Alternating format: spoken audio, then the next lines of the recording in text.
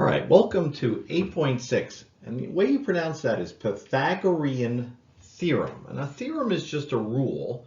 And this is a rule a Greek guy from a long time ago figured out named Pythagoras. And we could have called it Pythagoras' rule, but they didn't. They called it Pythagorean Theorem. Same thing. All right, so Pythagorean Theorem is about triangles. So we got to remember some things about triangles. So hopefully we know that is a 90-degree symbol for a 90-degree angle, which makes it a right angle. And if it has a right angle in it, it's called a right triangle. Now, if there is any angle, just one, there can't actually be two or three. If there's one angle that's more than 116 degrees, that's an obtuse angle, and we call the whole triangle an obtuse triangle. When all three angles, right, there are only three angles in a triangle, when all three angles are less than 90 degrees, we call that acute triangle. Each angle is acute, and if there's three of them, there's going to be called an acute triangle. Now, both of the ones at the bottom are right triangles, and we know that because of the symbol in the corner. So we're going to copy the right triangle and circle the longest side. Now, hopefully 5 is the biggest number, and that is the longest side. Now, we have to be able to look at these triangles, and even if there weren't numbers there, realize that where 5 is the longest side. The longest side will be opposite the right triangle. The two short sides, the 3 and the 4, are the sides that make the right angle. The long side is opposite it. So what's the longest side in the other one? The longest side is the 13, obviously. And see, even though the triangle is flipped around, that's still the longest side. It's opposite or across from the right angle. The shorter sides make the right angle. Okay, so what did Pythagoras figure out? He figured out that if he knew 2 of the sides of a triangle, he could figure out the third one. And he didn't need to know anything else. He didn't need to know these angles. He needed to know one of them was 90. But as long as he knew one of them was 90, and he knew 2 of the sides, knew one of the angles was 90, and he knew 2 of the sides, he could figure out the third side. So let's make sure we can look at these triangles and know what type they are. Okay, so which is that? Acute, obtuse, or right? Well, a right angle is like a perfect corner. It's 90 degrees. So if it's flat, this goes straight up. So this is more open, right? This is more open than a 90-degree angle. So if it's more than 90, this must be an obtuse triangle, right? If that's more than 90, the other two have to be less than 90. But all you need is one obtuse angle, and you've got an obtuse triangle. What about that one? Well, 90, right, looks like this. So that would be, right, these angles are all less than straight up. They're all less than 90.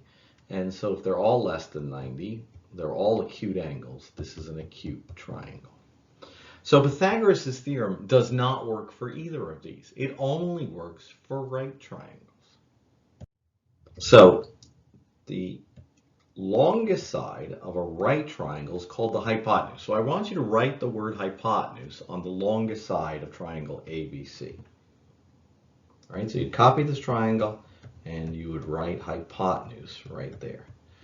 That is always opposite across from the 90-degree angle, because what makes the 90-degree angle is the 2 short sides, and they also have names. They're called legs. Now, on acute and obtuse triangles, the sides don't have special names. This is only for right triangles, and Pythagorean theorem only works for right triangles. So the 2 short sides are legs, the long side is the hypotenuse. Do that again. So side JL here is the hypotenuse. Even though I spun it around, that is the longest side, and the longest side in a right triangle will always be opposite the 90 degrees. And so then the 2 short sides are called the legs. Right, so here is Pythagorean theorem. Pythagorean theorem, Pythagoras' rule, says if you take one of the legs and square it, take the other of the legs and square it and add them together. In other words, the sum of the squares of the two legs of a right triangle. When you add those up, those squares up, you always get not the length of the hypotenuse, you get the length of the hypotenuse squared. So let's see that. So here's one leg, and it doesn't matter which one is leg 1 and which one is leg 2.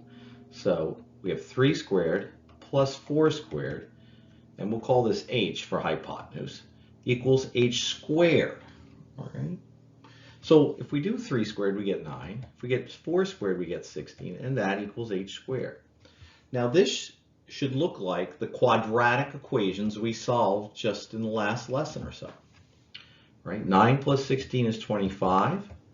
25 is not the length of the hypotenuse. That's h squared. Right? We solve this equation, and when we solve this, there are two answers.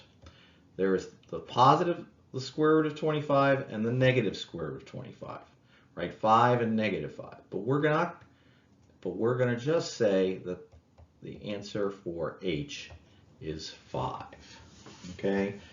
It turns out in a right triangle, if this side is 3 inches, say, I didn't say inches though, 4 inches, this long side has to be exactly 5 inches, not 4.9, not 5.1. It has to be exactly 5. That's what he discovered.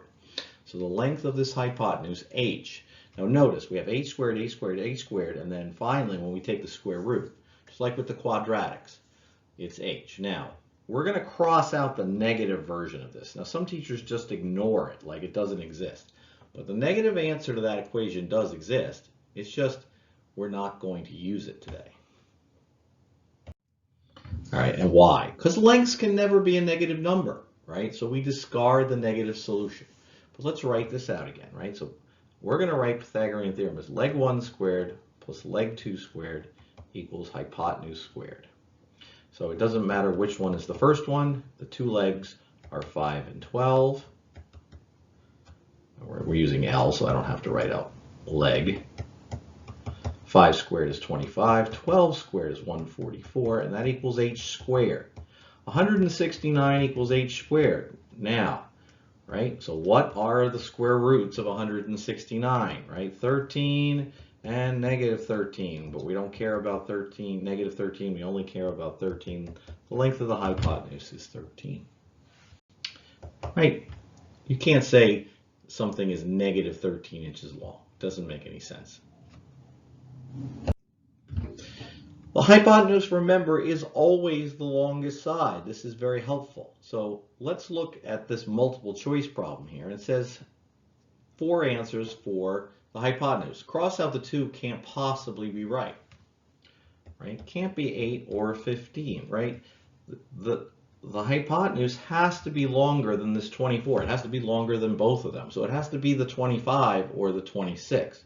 All right, so now let's actually find the length, right? So it would be 10 squared plus 24 squared equals 8 squared. 10 squared is 100. Now you're going to do 24 times 24 many, many times in this unit. You might want to memorize this answer, but it is 576. So it's 100 plus 576 equals 8 squared. So 100 plus 576 is 676. All right, now I told you from the multiple choice it's either 25 or 26. Now you're supposed to know what 25 times 25 is, right? 25 times 25, 25 squared is 625. So it must be 26. And you're going to show me in your homework that you're crossing out the negative solution. That is 26 for the hypotenuse. And we can double check that. So let's see, 6 times 6, 36. 12 plus 3 is 15. 2 times 26 is 52. And notice this very nice pattern, by the way. 24 times 24 is 5, right? 24 squared is 576. Right? 25 squared is 625. But 26 squared is 676. They're 100 apart. I think that makes it easier to remember. So we're going to apply this to the real world. All right, so this is supposed to be a ladder leaning against the wall. And from this information, we can figure out exactly how long that ladder is. It says the top of the ladder is 12 feet from the ground. The bottom of the ladder ladder is 9 feet from the wall, right? This is the wall, and right there's the ground. I think that's obvious. So we have, hopefully you're seeing a picture of a right triangle, right? Hopefully this wall is straight up and down and the ground is flat. And if the ground is flat and the wall is straight up and down, we have a right angle, a 90-degree angle there. And so we can go 12 squared plus 9 squared equals hypotenuse squared. 12 times 12 is 144. 9 times 9 is 81. 144 plus 81 turns out to be 225. And someone told you to memorize the square root of 225 because it's negative 15 and 15. Whoops, I'm crossing out the wrong one. I crossed out the negative one. And so now we have finally some units. That ladder has to be exactly 15 feet long, right? It can't be 14.9 and have those dimensions. Can't. It has to be exactly 15 feet long. Now, so far, easy peasy, right? I gave you the 2 legs, but now a leg is missing. All right, so let's see that, right? So people wonder, why don't you write it out? Why don't you just add up the numbers? Because sometimes different dimensions are missing, right? This is a leg missing, right? So it's leg squared. What's the other leg? Right, it has to be the short side, right? That's L, not L squared. All right, so it's L squared equals H squared. So we have 4 squared plus L squared, and either one can be the missing one, equals 5 squared, right? The longest side is the 5, right? So it's not that's missing. So we get 16 plus L squared equals 25. We subtract 16 from both sides. L squared equals 9, and L is 3 or negative 3, but it has to be 3. We actually did this triangle earlier, right? And earlier I gave you the 3 and the 4 and you found the 5. This time I gave you the 4 and the 5 and you got the 3. Yeah, this triangle is famous. It turns out if the 2 legs are 3 and 4 in a right triangle, the hypotenuse has to be 5. Yes, they go together. All right, so what's missing there? Well, a leg is missing. This is a missing leg, not a missing hypotenuse. So it's L squared plus 12 squared equals 13 squared. The biggest number is 13, so that has to be the hypotenuse, right? These have to be legs. L squared, and by the way, that's a cursive L for those who never learned cursive. I don't do a regular L because it looks sort of like a 1. 12 squared is 144. 13 squared is 169. Subtract 144. And we get L squared is 5, and get 12. L squared is 25, so L is 5 and negative 5. Yeah, so this length has to be exactly 5.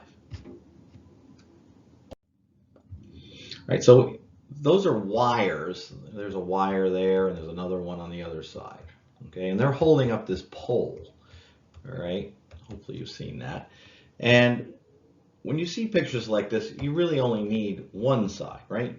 Because both sides are going to be identical here, okay? They both have the same hypotenuse. But what's missing? When you look at these pictures in the homework, is it missing a hypotenuse or missing a leg is your first thought. It's missing, this is a leg of this triangle on the right side here. And you could have done it with the other side. So we have a missing leg, but we know this distance from the wire, this wire to the pole is 7. And we know the hypotenuse, the length of that wire to that where it's attached to the pole is 25. So we have L squared plus 49, right? Very helpful to know 25 times 25 is 625. Subtract 49 from both sides. And we're going to do a little borrowing. And I get 576, which would be a hard square root to do, except we talked about it earlier in this lesson. Yeah, 24 times 24 makes 576. 24, and this is feet, right? And if you're not sure, you double check was 24 times 24 the one that made 576? Let's see. Oh yeah, it was. So let's practice. All right, so is a leg missing or a hypotenuse missing? So this is home for Jason, and this is his work. And it turns out the fastest way to get to work would be right like that along the hypotenuse. Unfortunately, there's this lake in the way. So he drives 12 miles west and 9 miles north, okay? So he's driving 9 plus 12, 21 miles. He wants to know, what if he could drive straight there?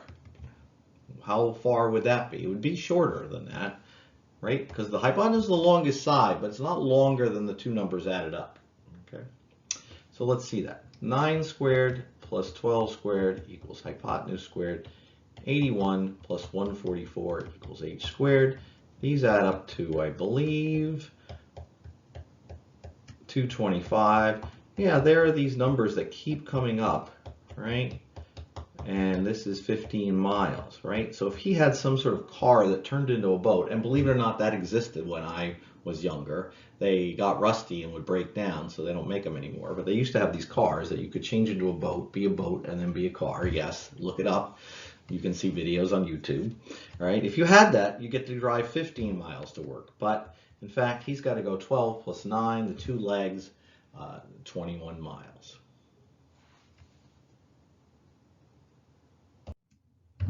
Final question. Okay, so it's a standard that you can do this in 3D. So this is a box, and you're looking at this box, and right, hopefully this diagonal here, you can see if you were looking at the front of the box, right? If you were looking at the front of the box, it would look like this, right? And this would be a right angle, right? The way we draw it in 3D doesn't look quite right. So this is a leg that's missing, not a hypotenuse. Yeah, that's the first decision. And so L squared, 8 squared is 64, 10 squared is 100. Subtract 64 from both sides. L squared, we're going to do a little borrowing.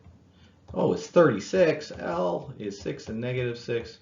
And so here we're saying side or length CG is 6 units, right? It doesn't say what it is. All right, good luck on the homework. Now make sure you're always finding a leg or a hypotenuse. You know which one you're finding.